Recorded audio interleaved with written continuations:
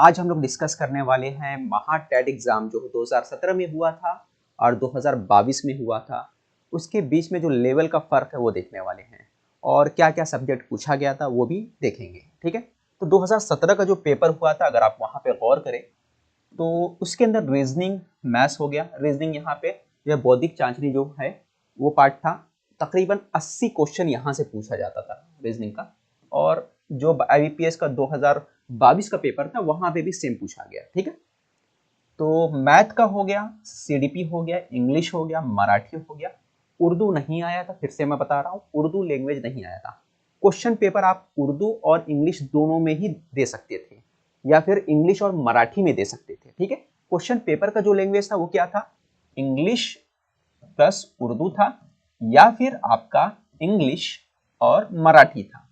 यानी दोनों में से आप जो चाहो ले सकते थे। या तो पेपर अगर आपको देना इंग्लिश उर्दू वो दे सकते हो या फिर इंग्लिश मराठी में। यानी पेपर जो शो होगा आपका या तो इंग्लिश उर्दू में शो होता या फिर इंग्लिश मराठी में होता। ये पैटर्न दोनों था। 2017 में भी यही पैटर्न था, 2022 में भी यही पैटर्न था। ठीक है, 2022 बोला जाता है लेकिन पेपर 2023 में हुआ था फरवरी के महीने में।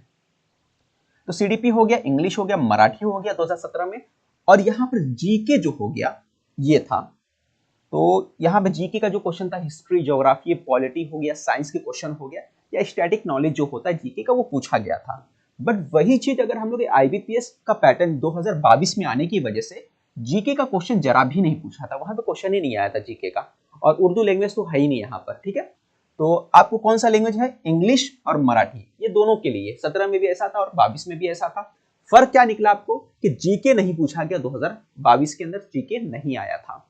यहाँ पर लेवल की अगर बात करें तो लेवल लिटिल बिट टफ था पहले के मुकाबले में। IBPS जब एग्जाम लिया तो इसने थोड़ा सा लेवल को अप किया कि IBPS जो ज्यादातर एग्जाम लेती है वो बैंक एग्जाम्स के एग्जाम को टारगेट करती है, बैंक एग्जाम कंडक्ट करती है। तो IBPS अपने हिसाब से चली और यहाँ पे जीके का क्वेश्चन जरा भी नहीं पूछा गया। पेपर हल्का फुल्का टफ था। पेपर में कई टाइप के जो क्वेश्चन थे नहीं पूछे गए थे, जैसे कैलेंडर वगैरह बहुत ना के बराबर क्वेश्चन आया था। ठीक है, पिछला जो 2017 में क्वेश्चन थे डाइस वगैरह के वो भी यहाँ पे 22 में नहीं आया था। ठीक है, कुछ क्वेश्चन का थोड़ा सा फर्क देखने को मिला था। तो ये बेसिक फर्क आपको समझ में आ गया होगा कि 2017 और 2022 में क्या फर्क है।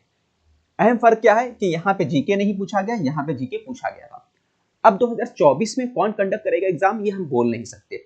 जब तक नोटिफिकेशन नहीं आ जाता कौन एग्जाम कंडक्ट करने वाला ये क्लियर नहीं होगा। एग्जाम किसी को भी करने दीजिए लेकिन आपकी तैयारी परफेक्ट होना चाहिए। अगर आपकी परफेक्ट तैयारी है तो रिजल्ट आपका जरूर अच्छा आएगा। यहाँ पर टेट एग्जाम के अंदर कोई भी नेगेटिव मार्किंग नहीं होता, ये याद रखिए। नो नेगेटिव मार्किंग, ये याद रखिए। नेगेटिव मार्किंग नहीं होने से आपको उसका बेनिफिट मिलने वाला है।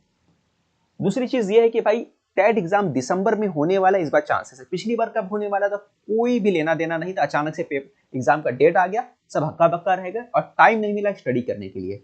इसलिए कट ऑफ वगैरह कम जाएगा, ये आप देख सकते हैं। अभी कई लोगों का जो प्रोसेस चल रहा है, फाइनल राउंड चल रहा है, उनका भी उम्मीद है कि कुछ दिनों में प्रोसेस कंप्लीट हो जाएगा, उनका रिजल्ट लग जाएगा यानी सिलेक्शन हो जाएगा। 2024 में अगर आपको टेट का एग्जाम देना है तो बेसिकली आपको ध्यान रखना पड़ेगा, आपको तैयारी अभी से परफेक्ट करना होगा। तैयारी इसलिए परफेक्ट करना होगा मेरे दोस्तों, अगर आपको होम टाउन चाहिए तो आपका रिजल्ट अच्छा अगर आएगा, आपके मार्क्स अगर टेट में अच्छे आएंगे तभी आपको होम टाउन यानी अपने घर के आसपास मिल पाएगा, नहीं तो काफी मुश्किल हो जाएंगे। पहले राउंड यानी यहाँ पे राउंड 3 हुए, पहला एक राउंड हुआ, फिर सेकंड राउंड हुआ, अभी थर्ड राउंड हुआ जिसको ओपन कन्वर्टेड राउंड बोलते हैं। तो पहले राउंड में अगर आपको जॉब चाहिए, पहले राउंड में अगर सिलेक्शन चाहिए तो आपका मार्क्स 120 प्लस लेकर रखिए। अगर आपका मार्क्स 120 प्लस है तो आसानी से सिलेक्शन हो जाएगा। हम लोग ने विनर बैच स्टार्ट किया था, फर्स्ट में से काफी अच्छा गया। अब हम लोग स्कॉलर बैच जाने वाले हैं जो जुलाई के आखिर में स्टार्ट करने वाले हैं। CTET का जो आंसर किया आएगा उसके फौरन बाद हम लोग ये बैच स्टार्ट करने वाले हैं ताकि इसका बेनिफिट सबको मिले। ये बैच कम से कम 3 से 3.5 महीना यानी एग्जाम तक तकरीबन चलाया जाएगा। इसमें मॉक टेस्ट भी आपको फ्री मिलने वाला है। तो इस एग्जाम का अगर तैयारी अच्छे से करना है, परफेक्ट करना है तो आप ये बैच ज्वाइन कर सकते हो। इसमें लाइव प्लस रिकॉर्डेड लेक्चर रहेगा, यानी उस वक्त अगर आप अवेलेबल नहीं हो तो बाद में भी लेक्चर देख सकते हो। लेक्चर का टाइम जो रहेगा इवनिंग में रहेगा, शाम में 6 के बाद रहेगा। ठीक है, तो आप चाहो तो उसको ज्वाइन कर सकते हो। कुछ और अगर बैच रिलेटेड मुझे पूछना है तो मेरा जो नंबर है उस पर आप कांटेक्ट कर सकते हैं। ये मेरा नंबर है 8999004902, ये मेरा नंबर है और आप इस नंबर पर मुझसे कांटेक्ट कर सकते हैं अगर बैच को स्टडी करना है। बैच पे याद रखिए, एक बात ध्यान रखिए, क्योंकि ये पेपर जो होता है ऑनलाइन होता है। ऑनलाइन पेपर होने का मतलब है यहाँ पे इंग्लिश के जो टर्म्स होते हैं वो बिल्कुल सही रहते हैं, लेकिन उर्दू का जो टर्म्स होता है वो गूगल ट्रांसलेट होने की वजह से काफी प्रॉब्लम्स आता है। क्योंकि वहाँ पे आप कुछ और टर्म्स पढ़ के गए हो, यानी आपकी किताबों में कुछ और था, लेकिन जब आप क्वेश्चन पेपर में देखते हो तो वो टर्म्स कुछ और नजर आते हैं, तो बहुत कन्फ्यूजन वाला मामला होता है। ठीक है, तो आपको ज्यादातर स्टडी जो रखना है वो इंग्लिश के जो टर्म्स उसके हिसाब से याद करके रखना है।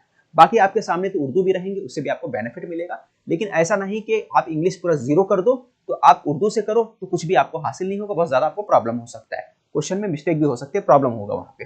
तो बेसिकली आपको इस पे मेहनत करना है और ये एग्जाम्स को अच्छे से निकालना है, और जो भी चीजें मैंने बताया इस पे फोकस करना है। स्पेशली आपको किस पे टारगेट करना है, पहले आपको रीजनिंग को परफेक्ट कर लेना है।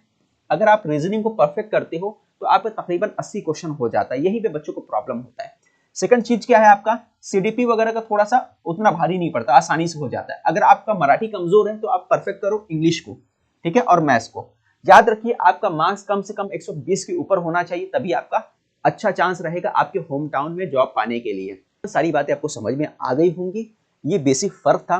क्वेश्चन का जो पैटर्न था वो भी आपको समझ में आ गया। यहाँ पर एग्जाम के अंदर जो 2022 में पूछा गया था, किसी स्लॉट के अंदर जो एग्जाम का जो स्लॉट गया था, तो किसी स्लॉट के अंदर ऐसा था कि सीडीपी के 35 क्वेश्चन आ गए थे, किसी स्लॉट के अंदर इंग्लिश के 25 क्वेश्चन आ गए थे, तो 25, 30, 35 ऐसा सीक्वेंस जो है चलता रहा। लेकिन सबसे ज्यादा जो क्वेश्चन हमेशा पूछा गया वो रीजनिंग का पूछा गया, 80 क्वेश्चन उसके फिक्स थे, वो आ ही रहते हैं। ठीक है, तो आपको परफेक्ट तैयारी करके रखनी है, अभी से स्टडी स्टार्ट कर देना है। थोड़ा थोड़ा स्टार्ट करोगे तो डेफिनेटली आपको बेनिफिट मिलेगा। दिसंबर में एग्जाम होने के चांसेस बहुत ज्यादा है, इसलिए आप स्टडी स्टार्ट कर दीजिए। और कुछ डाउट होगा तो आप मुझसे पूछ सकते हो, और जो हमारा जो बैच है उसका नाम स्कॉलर बैच है, स्कॉलर बैच ज्वाइन कर सकते हो। और स्कॉलर बैच का जो फीस वगैरह मैं आपको बता चुका हूँ, कुछ और डाउट रहेगा तो मुझसे पूछ सकते हो।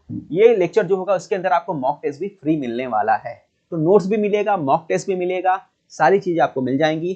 कुछ और डाउट हो तो मुझसे पूछ सकते हो। मिलते हैं नेक्स्ट वीडियो में, जल्दी कुछ और अपडेट है एग्जाम का सिलेबस से रिलेटेड मैं बताने वाला हूँ। और इसके अपडेट पाने के लिए हमारा जो व्हाट्सएप ग्रुप है उसको ज्वाइन कर सकते हो, उसका लिंक इस वीडियो के डिस्क्रिप्शन में। मिलते हैं अगले वीडियो में।